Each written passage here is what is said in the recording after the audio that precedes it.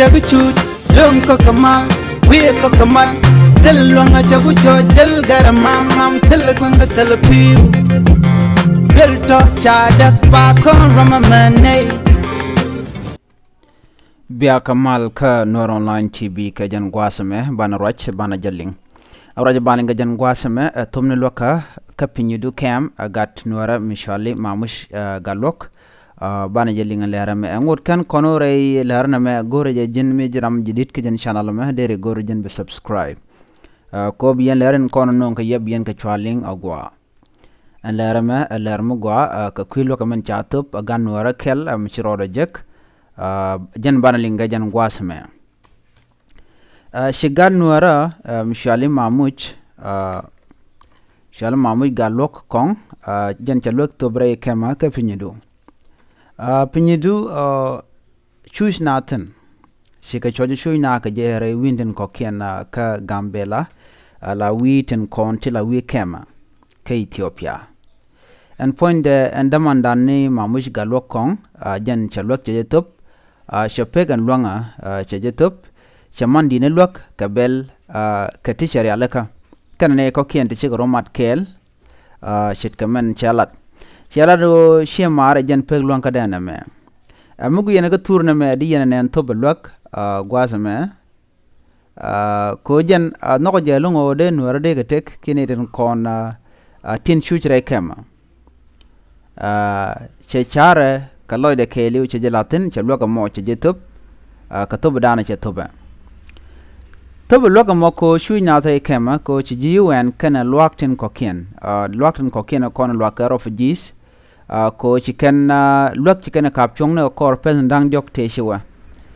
shinamo sharing mudir longa ne de kon shinga kem che luoga mo che tel an gan Nuer na me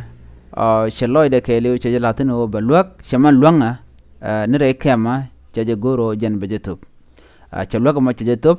de yana ne gwasa mo ka kit belte ko pin gwasa mo ko to lwaga mo de tenalo dan ko shigan Nuer na me shaloy de keliu che lat ko lwaga bejetop ngude chitka me shaling no de lwak de top ke de kamro fuji lwaga mo chaje to ki Ethiopia peka dodien kwala gunyo dong lwaga mo lene benantama ba ben ka wire ko ken chitka menti tarpam kem jiwe kem ka jan pinyidu kem ka sosa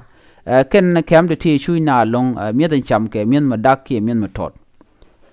jan ku ne no ramte ka miet dore re kema ka te ka matot chi mi damandana me ke ngwede me jalwang na man longa ko der let ka ne kon te ka kem ki ne de kon shui re kema che gore jan o be loga mo be jetop jan ko laro shi mare jan loga dana chelon ko de log ne kon te kem ko jan peg luanga da tela lam do dien modong de luak jana danan chalat ka Facebook da ki ka social media gwada danan raja kana tan me jan Läär dan di yilingen de kon la Nuer ko ci dam andan mamuch Gatluok koang sheloga mo ci jetop ka kwi ko no jo de na de tek gor jo mite ka do mo de ne kon luga jaba chan jetop ci gamen lat ka jen tam ka jan gwasame na me jan Läär dan yilingo ci dam andan ci luga dan luanga ka tumni ci jetop mi jiram jidit ken channel me gore jin be nyane ko ken ko de Läär kon lat kon ga de ko gon ko ken kon gor kon ga de go ten gore bi nywaka gore subscribe jan gwal dan de Läär andare chongten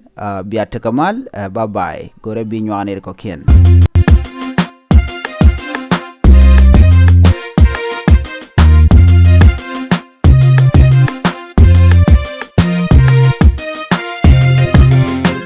chaguchut lom ko kamal we ko kamal